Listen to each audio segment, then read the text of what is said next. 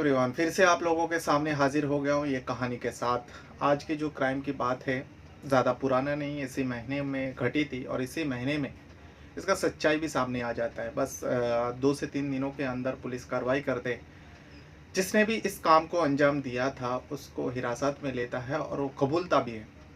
और आपको जानकर हैरानी होगी, ये क्राइम करने के बाद जो है अपने ही घर के अंदर वो सारे सबूत छोड़ दिया था। दरअसल होता यूँ है, एक लड़का बहुत परेशान था। अपना 20 साल के 21 साल का उम्र होता है लड़के का, 20 से 21 साल। वो अपने माँ को ढूंढ रहा होता है। माँ को ढूंढते ढूंढते कई दिन बीत जाता है। आखिरकार वो नज़दीकी पुलिस स्टेशन जाता है और जाने के बाद माँ की गुमशुदगी का रिपोर्ट दर्ज कराता है। अब एक बेटा माँ को ढूंढ ढूंढ के परेशान हो रहा था, पुलिस के पास जाती है, पुलिस का सहारा लेती है, पुलिस भी मिसिंग कंप्लेन ले लेती है, लेकिन कोई कार्रवाई नहीं हो रहा था।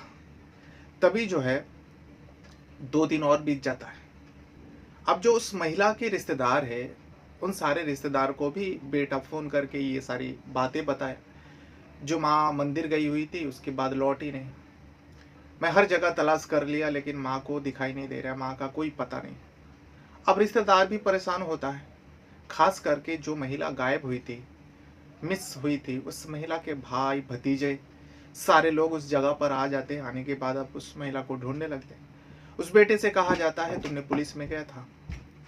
बेटे का भी कहना है, हमने पुलिस में गए, पुलिस में कंप्लेन भी लिखा है। आसपास लोग भी हैरान हो जाता है। जो एक बुजुर्ग महिला, क्योंकि महिला की उम्र जो है 63 ईयर्स ओल्ड, यानी 63 साल की होती है। आसपास के लोग भी उन लोग को उस महिला को ढूंढने की कोशिश किया, लेकिन महिला का कोई पता नहीं। आखिरकार वो रिश्तेदार जो है पुलिस के पास जाती है, जिस जगह पर, जिस पुलिस थाने में मिसिंग कंप्लेन दर्ज हुई थी।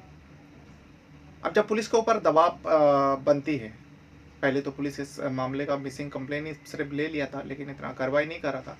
लेकिन जब रिश्तेदार पूरा 5-6 लोग जाता है और जाने के बाद इस महिला के बारे में बताते हैं, वाकई मिसिंग कंप्लेन दर्ज था। फिर उसके बाद अब पुलिस हड़कंप में आती है और इस केस से जुड़े हुए कुछ छानबीन करने लगते हैं। छानबीन करते करते जब पुलिस के हाथ में भी कुछ नहीं लग रहा था, तब किसी रिश्तेदार ने ही बताया। किसी रिश्तेदार ने, जो महिला गायब हुई थी उसका भतीजा, उनका भतीजा है यानी भाई का बेटा, पुलिस के कान में कुछ कहता है। अब जैसे ही पुलिस को ये बात पता चलती है, पुलिस उस दिशा में पता करने की कोशिश करता है, तो पुलिस को लग जाता है। पुलिस को लग जाता है जो हाँ, ये जो रिश्तेदार ने बताया बात, इसमें सच्चाई है, इसमें गहराई है।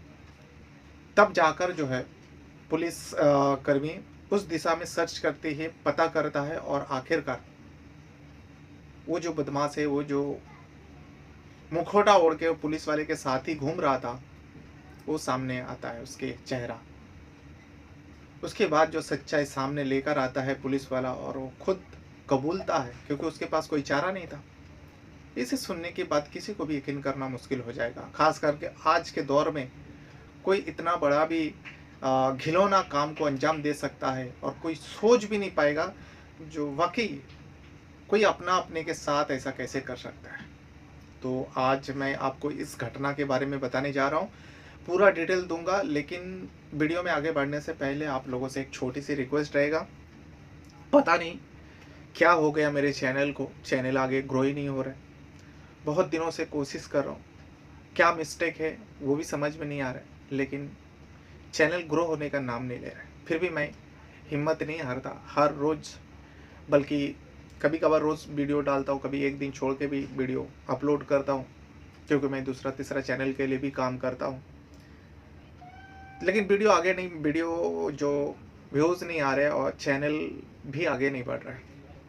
तो आप लोगों से रिक्वेस्ट करूँगा, अगर आप लोग मेरे वीडियो देखते हो, मेरे चैनल से जुड़े हुए हो, तो प्लीज़ मेरे चैनल को शेयर ज़रूर कीजिएगा। और जब भी आप वीडियो देखते हो तो वीडियो को भी एक लाइक कर दिया करें, ताकि मुझे मोटिवेशन मिले। तो बस यही उम्मीद है आप लोगों के ऊपर, यही आशा है, आप लोग हमें सपोर्ट करोगे। और वीडियो के बारे में कुछ कहना है, आपके बारे में कुछ कहना है, आपको कुछ भेजना है, आपको कुछ जानकारी देनी है, तो भी आप वीडियो के कमेंट बॉक्स में बता सकते हो। अगर आप चाहते हो, जैसा बहुत सारे चैनलों पे बहुत सारे लोग कमेंट करते हैं और कहा जाता है जो मेरे कमेंट के बारे में बताइए, मेरा नाम लीजिए। अगर आप लोग भी चाहते हो तो आप लोगों का भी कमेंट पढ़ा जाएगा, आप लोगों का भी नाम लिया जाएगा। तो फिर चलिए जानते हैं आज की पूरी घटना आखिर क्या है और कहाँ का है। तो आज जिस घटना को बताने जा रहा हूँ मध्य प्रदेश का एक जिला लगता है सिरपुर। और इसी सिरपुर में एक व्यक्ति, एक दंपत्ति रहा करते थे, भूपेंद्र पचौरी। भूपेंद्र पचौरी जो है 65 साल के व्यक्ति था। उनका था इसलिए कह रहा हूँ क्योंकि उनका मौत हो चुका है 2021 में, 2 साल पहले की बात है। बल्कि ये 24 चल रहा है लेकिन 2021 में मौत हुई थी। तो करीब करीब 2 साल पहले की बात है ये। भूपेंद्र पचौरी की मौत हो गया था। उसके बाद उस घर में उनके पत्नी और उनके एक बेटा रहा करते थे। बेटे का नाम जो है दीपक है और जो पत्नी रहा करती थी, पत्नी जो इस बेटे का माँ होती है, उनका नाम है उषा देवी। अब ये पूरी घटना जो है उषा देवी को लेकर ही है। उषा देवी 63 ईयर्स का होता है, यानी 63 साल की होती है। 63 साल की उम्र में वो गुम हो जाती है। अब बेटा जबकि दीपक 21 साल का उम्र का होता है। तो 21 साल की उम्र का दीपक जो है अपनी माँ को ढूंढने लगता है, लेकिन माँ के बारे में कुछ पता नहीं चलता। आखिरकार थके हारे वो, क्योंकि माँ के बेटे के अलावा उस घर में और कोई नहीं रहता था। पिता था, पिता का मौत हो चुका था भूपेंद्र जी का। उसके बाद वो हैरान परेशान होकर पुलिस स्टेशन में जाता है, रिपोर्ट दर्ज कराता है, सारी चीज बताता है। माँ मंदिर गई हुई थी। अब वहाँ मिसिंग कंप्लेन लिखवाने के बाद वो घर वापस आता है और एक एक करके सारे रिश्तेदारों को फोन पर अपनी माँ के बारे में बताते हैं। अब एक बुजुर्ग महिला है, 63 साल की महिला, कहाँ जा सकती है। सारे रिश्तेदार भी परेशान। एक एक करके सारे रिश्तेदार वहाँ पे आते हैं उस घर में जहाँ पे लोग रहा करते थे, सिरपुरा इलाका में। रेलवे कॉलोनी के अंदर वहाँ वो घर मिला हुआ था, क्योंकि उनका जो पिता था भूपेंद्र पचौरी जो है वन विभाग में काम किया करते थे। सरकारी ओर से उनको रेलवे कॉलोनी के अंदर उन्हें घर दिया गया था, जहाँ पर अपने पत्नी और बच्चे के साथ रहते थे। सारे रिश्तेदार आते हैं और उषा देवी को ढूंढने लगते। आसपास के लोग भी ढूंढने लगते, जो एक बुजुर्ग महिला कहाँ जा सकती है। उसके बाद पुलिस में जाती है। पहले से ही पुलिस में केस दर्ज करवाया था दीपक ने, बेटे ने, लेकिन रिश्तेदार भी जाते हैं जो पुलिस कार्रवाई क्यों नहीं कर रहे, पुलिस घर पर क्यों नहीं आए, पता करने की कोशिश नहीं कर रहे। तो इस वजह से सारे रिश्तेदार फिर से दीपक के साथ उसी पुलिस स्टेशन में जाता है जिस पुलिस स्टेशन में कंप्लेन लिखवाया था मिसिंग का। अब जब सारे लोग जाकर मिसिंग कंप्लेंट के बारे में और उषा देवी के बारे में बताते हैं, तो अब पुलिस के भी हाथ पैर फूलता है, जो चलो ठीक है हम लोग पता करते हैं। अब पुलिस सबसे पहले तो उस घर में आते हैं जिस घर पर उषा देवी रहा करते थे और दीपक। घर में आने के बाद सब कुछ देखता है, जो सब कुछ नॉर्मल ठीक ठाक है, कोई आश्चर्य की बात नहीं है। पड़ोसी से भी पूछा जाता है, एक बुजुर्ग महिला मंदिर गई हुई थी। तो पड़ोसियों का कहना है जो अक्सर जाती थी, तो कई सारे लोग जाते हैं, अक्सर जाते हैं, तो हम लोगों ने इतना ध्यान नहीं दिया। लेकिन 2 दिन से दिखाई नहीं दे रहा था। तब हम लोगों ने दीपक को पूछा, जो तेरी माँ कहाँ है, दिखाई नहीं दे रहा। तब दीपक कहने लगा, जो मैं भी खुद परेशान हूँ, माँ 2 दिन से दिखाई नहीं दे रहा, माँ मंदिर गई हुई थी, उसके बाद माँ लौटी नहीं, मैं पुलिस में भी कंप्लेन करवाया। ये सारी बात पुलिस को बताता है। दीपक बहुत ज़्यादा परेशान था। रिश्तेदार से भी पूछता है, जो कहीं ऐसा तो नहीं कहीं जा सकती है वो। तो रिश्तेदार का कहना है नहीं, खास करके उस उषा देवी का जो एक भाई है, उनका बेटा यानी भतीजा, उस भतीजे का कहना है जो नहीं, मेरी जो फूफी है, जो बुआ है, वो कभी भी अकेला कहीं भी सफ़र नहीं करती थी। अगर सफ़र करती भी थी तो अपने मोबाइल साथ में लेकर जाते थे। लेकिन यहाँ तो उषा देवी का मोबाइल भी नहीं मिल रहा और उनको फ़ोन भी नहीं लग रहा है। तो हम लोगों को लगता है उनके साथ कुछ ना कुछ दुर्घटनाएं हुई है। अब पुलिस पता करते हैं, बार बार पुलिस का चक्कर काट रहा था, रिश्तेदार भी। जो भतीजा ये सारी तहरीर दे रहा था, तब पुलिस कर्मी को कुछ समझ में नहीं आ रहा था। वो भतीजे ने कुछ शक जताया, पुलिस के कान में अकेले में एक ऐसी बात करता है जिसको सुनने के बाद पुलिस भी अब उस दिशा में पता करने की कोशिश कर रहा था, जांच कर रहा था। जांच करते करते पुलिस को लगा जो हो सकता है, डाउट लगा पुलिस को जो हो सकता है, जिसके चलते पुलिस ने 6 मई को उस घर में रहने वाला दीपक को हिरासत में लेता है। यानी दीपक, उषा देवी और भूपेंद्र पुजारी का बेटा दीपक को हिरासत में ले लेता है। अब जब दीपक को हिरासत में लेता है, सारे लोग चौंक जाता है, ये क्या कर रहे हैं पुलिस वाले, यहाँ माँ गुम है और माँ के गुम होने के पीछे बेटे का कैसा हाथ हो सकता है, बेटा खुद परेशान है। अब दीपक को पुलिस थाने ले जाता है और ले जाने के बाद उसे पूछताछ करता है। अब जब पूछताछ कर रहा था तो दीपक बरगा लेने की कोशिश कर रहा था शुरू से ही दीपक, क्योंकि मिसिंग कंप्लेन लिखवाना, रिश्तेदार को फ़ोन करना, माँ के पागलों के जैसा ढूंढना, ये सब कुछ कर रहा था एक बेटा। लेकिन उसी बेटे को माँ के गुम होने के पीछे का वजह समझकर पुलिस वाले पकड़ के लेके जाता है। लेकिन वहाँ जाकर दीपक भी वही चीज़ बताता है। तब जाकर पुलिस सख्ती करता है। शक्ति करने के बाद जो सच्चाई सामने आता है, जो दीपक कबूलता है, इसे आप सुनोगे तो आप भी हैरान हो जाओगे। दरअसल मैं दीपक के बारे में बता दूं, दीपक जो होता है 23 साल का लड़का होता है, बल्कि 21 साल का लड़का होता है। 2004 में ये भूपेंद्र पुचोरी और उषा देवी का सगा बेटा नहीं था, क्योंकि इन दोनों के बीच में दंपति जो थे, इनका कोई औलाद नहीं था, कोई इन दोनों के बच्चे नहीं थे, जिसके चलते उषा देवी बहुत परेशान रहने लगती थी और उनके दुख जो है, तकलीफ़ें जो है, भूपेंद्र पचौरी बखूबी समझते थे। इसीलिए भूपेंद्र पचौरी कई मरतबा कहा, चलो किसी को गोद ले लेते हैं, कोई बच्चे, रिश्तेदार का बच्चे को हम लोग गोद ले लेते हैं। लेकिन उषा देवी नहीं चाहती थी जो किसी रिश्तेदार के बच्चे को गोद ले। आखिरकार उषा देवी अपने पति को कहती है, जो हम लोग किसी अनाथ आश्रम से बच्चे गोद लेंगे। इसी सिलसिले में दोनों पति पत्नी जो है ग्वालियर का एक अनाथ आश्रम से 2004 में एक बच्चे को गोद लेता है और वो बच्चा दीपक होता है, दीपक पचौरी। तब दीपक की उम्र 3 साल बताई जा रहा है। अब 3 साल का एक छोटा सा बच्चा, नन्हा सा बच्चा, उसे क्या पता कौन माँ है, कौन बाप है, कौन रिश्तेदार है, उसे कुछ नहीं पता।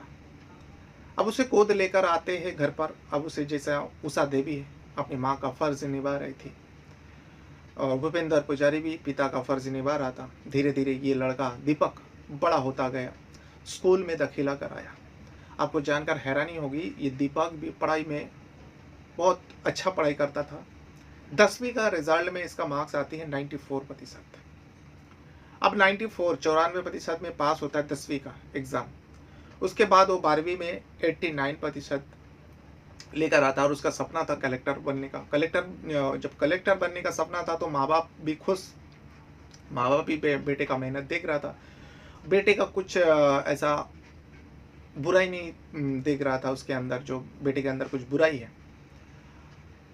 अब उसने ग्रेजुएशन पूरा किया उसी शेरपुरा से। उसके बाद उसे इंदौर भेज दिया जाता है कलेक्टरी का पढ़ाई करने के लिए, तैयारी करने के लिए। अब जब इंदौर भेज दिया जाता है, इसी बीच जो है, अब कुछ समय बीत जाने के बाद जो भूपेंद्र पुजारी है, उनकी मौत हो जाता है हार्ट अटैक से 2021 में। अब 2021 में जब उनका मौत हो जाता है, बेटा इंदौर से आते हैं, अंतिम संस्कार में शामिल होते हैं। अंतिम संस्कार उन्हीं को करना था, बेटा जो था। सब कुछ हो जाता है। उससे पहले ही जो है भूपेंद्र पुजारी जो है 2 एफडी खुलवा के रखा था। एक तो अपने बेटे का, जो दीपक होता है, 15 लाख का एफडी यानी फिक्स डिपॉजिट करके रखे थे दीपक के नाम। वही उषा देवी के नाम पे 32 लाख बताया जा रहा है, किसी आर्टिकल में छापा, और किसी आर्टिकल में 30 लाख का एफडी यानी फिक्स डिपॉजिट अपने पत्नी के नाम पे भी था। और जितने भी प्रॉपर्टी थे, चाहे ये उषा देवी का एफडी हो, उनका भी जो नॉमिनी जो है दीपक को बना कर रखे थे, क्योंकि उन लोग अपने भविष्य जो है दीपक के ऊपर ही देख रहे थे। जो दीपक एक लौता बेटा है और दीपक भी यहाँ मेहनती है, पढ़ाई में बहुत होशियार था। आगे कुछ करना चाहता था, कुछ बनना चाहता था। हर माँ बाप का सपना होता है जो मेरा बेटा कुछ करे, मेरे बच्चे कुछ करे, ताकि आगे जाके उसके नाम रोशन हो, यही चाहते थे। लेकिन अचानक उस भूपेंद्र पुजारी का मौत हो जाता है हार्ट अटैक से। उसके बाद माँ यहाँ अकेली हो जाती है सिरपुरा में, और इंदौर में वो पढ़ाई कर रहा था। अब माँ की भी उम्र हो चुका था, 63 ईयर ओल्ड। तभी जो है दीपक वहाँ से इंदौर से वापस आ जाता है सिरपुरा में, माँ के साथ ही रहने लगता है। यहाँ रहते रहते दीपक को कुछ गंदी गंदी आदतें जो है दीपक को उसी जगह पर लग गया था। इंदौर में रहते हुए आज़ादी मिल चुका था और उसके नाम पे फिक्स डिपॉजिट था। वो सारे पैसा निकालवा लेते हैं और निकालने के बाद तोड़ लेते हैं, यानी जो 15 लाख का डिपॉजिट था, एफडी था, उस 15 लाख को वो गवा देते हैं। कुछ पैसा ऐशो आराम में भी खर्च करता है और कुछ पैसा उसने दीपक ने शेयर मार्केट में लगाया था, जो शेयर मार्केट में उसको जानकारी नहीं था। इस वजह से सारे पैसा उसका डूब चुका था। अब 15 लाख, उसके पास एक पैसा नहीं था, खोटी कोड़ी नहीं था, और उसकी आदत जो है बुरी लग चुकी थी। रिश्तेदार का कहना है जो ये दीपक जो है ड्रग्स भी लेता था और भी अन्य नशा करता था, गंदी आदतें थी उसके। ये सारी बात पुलिस को बताया था रिश्तेदार ने। अब दीपक घर आ जाता था, घर आ गया था, माँ के साथ रहता था। अब दीपक के पास पैसा नहीं था, कुछ करता भी नहीं था। अब उसके पैसे की ज़रूरत पड़ती तो माँ से मांगते। उषा देवी जो है उस बेटे की आदत की वजह से अब बेटे से परेशान रहने लगी थी। उषा देवी समझ रही थी जो मेरा बेटा बिगड़ चुका है, अब इसे सुधारना मुश्किल है। जो सपना हम लोगों ने देखा था, जो ये खुद मेहनत करता था कुछ करने के लिए, उसकी अब ये सब सारी अच्छी आदतें बंद हो गई और इसकी बुरी आदत लग चुकी है। एक माँ है, आखिर उसे बचपन से पाला है, जन्म भले ही नहीं दिया, ये दीपक को एहसास नहीं होने दिया। दीपक को पता भी नहीं था जो भूपेंद्र और उषा देवी है उनके सगे नहीं था, बल्कि एक अनाथ आश्रम का बच्चे को उन्होंने पाला है। ये दीपक को एहसास भी नहीं होने दिया और दीपक को पता भी नहीं था। अब यहाँ रहते हुए पैसा वो अक्सर मांगा करते थे दीपक अपनी माँ से। जब पैसा देने से इनकार कर रहे थे, माँ के किसी भी कीमत पर उसे पैसा नहीं देते, जिसके चलते दीपक अपनी माँ के ऊपर बहुत ज़्यादा नाराज रहता था। फिर 6 मई आ जाता है। 6 मई को दीपक पुलिस स्टेशन जाके अपने माँ का गुमशुदगी का रिपोर्ट दर्ज कराते हैं। आखिर माँ गई कहाँ? ये सारी बात दीपक के बारे में आप लोगों को बता दिया, जो दीपक इस टाइप का था और ऐसा बिगड़ चुका था। लेकिन यहाँ माँ कहाँ है? दीपक से जब ये पूछा गया तब दीपक ले जाकर उसी घर में दिखाता है जिस घर में वो रहा करते थे अपनी माँ के साथ। रेलवे कॉलोनी के अंदर जो कमरा मिला हुआ था, जो घर मिला हुआ था, उस घर में बाथरूम में ले जाता है पुलिस की टीम को, क्योंकि पुलिस को लग गया था दीपक ने सारे कांड किया है। एक बाथरूम में जाकर दिखाता है कुछ दीवार वगैरह चढ़ाया था, यानी प्लास्टर करवाया था, नहीं काम किया था। जब उसे दिखाता है जो माँ इसके अंदर है, सारे लोगों का रोंगटे खड़े हो जाता है। तब कुछ लोगों को, मजदूरों को बुलाया जाता है, उसको तोड़वाया जाता है। तोड़ने के बाद उसके अंदर से उषा देवी की बॉडी निकालवाता है पुलिस के सामने। अब उषा देवी की मौत हो चुका था क्योंकि उन्हें चुनवा चुका था। अब बेटे नहीं मारा होगा, साफ साफ इसमें पता चल गया। तब जाके दीपक से जब सख्ती किया, दीपक पहली सारी बात बता दिया, जो माँ मुझे पैसा नहीं देती थी, इस वजह से मैं माँ के ऊपर बहुत नाराज रहता था। लेकिन मारा किस लिए, और मारने का वजह जो पैसा नहीं दिया था, क्या यही वजह थी, क्या और कुछ वजह थी, ये पुलिस जानना चाहता था। और मारा किस हिसाब से? तो दीपक कहता है जो मैं रोज पैसा मांगा करता था लेकिन माँ देने से इनकार करती थी। मेरा गुस्सा दिन ब दिन माँ के ऊपर बढ़ता गया। माँ फिर भी, मैं माँ को डराता था, धमकाता था जो मैं तुम्हें मार दूंगा, फिर भी माँ मेरी बात सीरियस नहीं लेती थी, सुनते नहीं थे मेरी बात, एक पैसा नहीं देते थे। क्योंकि माँ क्यों देगा? माँ को लग चुका था ये बेटा पूरी तरह से बिगड़ चुका है। उसके बाद 6 मई को जो है सुबह सुबह माँ छत पर तुलसी का झाड़ लगा हुआ है, एक छोटा सा पौधा लगा हुआ तुलसी का, माँ छत पे चढ़ती है उस तुलसी के पौधे को पानी डालने के लिए, पानी डाल के रो। मुझे पता था माँ ऊपर जा रही तो तुलसी के जो पौधे हैं उसमें पानी डालेंगे, फिर नीचे आएंगे सीढ़ी से। तभी मैं प्लान कर लिया था, माँ के पीछे पीछे मैं जाता हूँ, माँ को दिखाई नहीं देता। माँ तुलसी के पेड़ जो झाड़ है उसे पानी डालते, फिर वो नीचे उतार रहते, उसी बीच जो है मैं माँ को पीछे से धक्का दे देता हूँ सीढ़ी से। माँ सीढ़ी से गिरती है, उम्र दराज महिला थी तो जिसके चलते उनको बहुत ज़्यादा चोट पहुँचता है। अभी से दीपक को ये भी नहीं पता था जो गिरने के बाद मर चुकी है।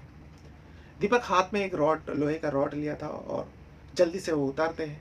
उतारने के बाद उसी अवस्था में उषा देवी के ऊपर रॉड से वार करते रहा और उषा देवी की मौत हो चुका था।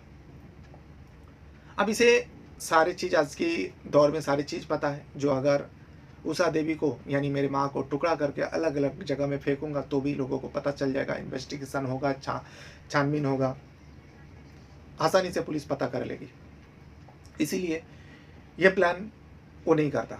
उसके बाद फिर सोचता है अगर मैं बॉडी को ले जाकर किसी जगह में नदी नाले में फेंक दूँ तो भी कुछ दिनों में पता चल जाएगा, सीसीटीवी फुटेज से पता चल जाएगा, आने जाने के रास्ते से पता चल जाएगा। इसीलिए अनोखी प्लान का रास्ता है जो अगर मैं माँ की बॉडी को इस घर के अंदर दफना दूँ तो भी खुदाई करना पड़ेगा और पड़ोसी को ये भनक लगेगी, पड़ोसी पूछेगा भाई खुदाई क्यों हो रहा है, क्या करेगा तू, ये सारे जवाब मांगेंगे तो भी मैं पकड़ा जाऊंगा। तभी इसके दिमाग में आता है क्यों ना माँ को इसी अवस्था में ज़मीन में ही कुछ कर दो, तो इसके लिए मजदूर की ज़रूरत पड़ेगा, मजदूर आएगा तो भी पता लग जाएगा। इसीलिए खुद इस काम को, बॉडी को छुपाने के लिए अनोखी आइडिया लगाता है। कुछ ईंटें खरीद के लेकर आता है बैग में, ताकि पड़ोसी को पता ना चले ईंट ला रहे, रिद्दी सीमेंट ला रहे। माँ की बॉडी उस घर में रहता है, वो बाहर से ताला लगाता है, बाजार जाता है, थोड़ा ईंट लेके आता है, फिर जाता है रिद्दी लेके आता है, फिर जाता है सीमेंट लेके आता है, सारे एक एक चीज़ लेकर आता है और माँ की बॉडी को खींचते हुए बाथरूम में लेकर जाता है। ले जाने के बाथरूम में ज़मीन में एक साइड में माँ की बॉडी को रखते हैं, उषा देवी की बॉडी को रखते हैं। रखने के बाद उस ईंट, सीमेंट और रिद्दी को उसके चारों तरफ से एक छोटा सा दीवार जैसा चढ़ा देते हैं और उसको लेबल कर देते हैं और उसमें कलर भी मार देते हैं ताकि लोगों को पता ना चले। लोग उतना ध्यान भी नहीं देगा। अक्सर बाथरूम में थोड़ा ऊंचा नीचा होता ही है, कुछ काम के लिए, कुछ बाल्टी वगैरह रखने के लिए बनवाता है, ये थोड़ा लंबी बना देता है, बना दिया था। उसके बाद अब पुलिस पूछता है चलो ठीक है तुमने ये मारा, इस वजह से मारा, और तुम माँ से कितना पैसा मांगते थे।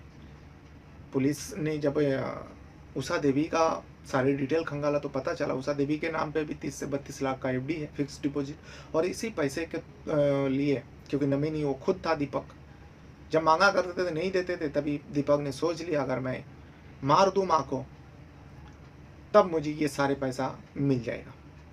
इसी सोच के चलते उसने अपनी माँ को अपने हाथों से मारा। जब ये पूरी घटना सामने आता है तब दीपक को पता चलता है। दीपक का रिश्तेदार गुस्से में आकर उसी जगह में चिल्ला कर कह रहा था जो तू तो एक अनाथ बच्चा है,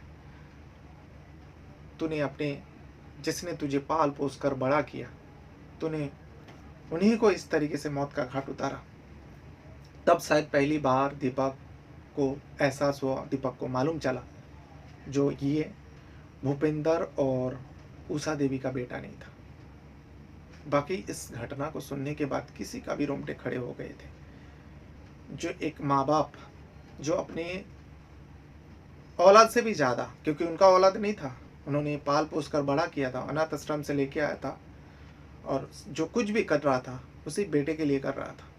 लेकिन उस बेटे ने एक गंदी आदत की वजह से शेयर मार्केट में पैसा लगाना, नशा करना, ये सारी चीज़ धीरे धीरे सामने आ रही।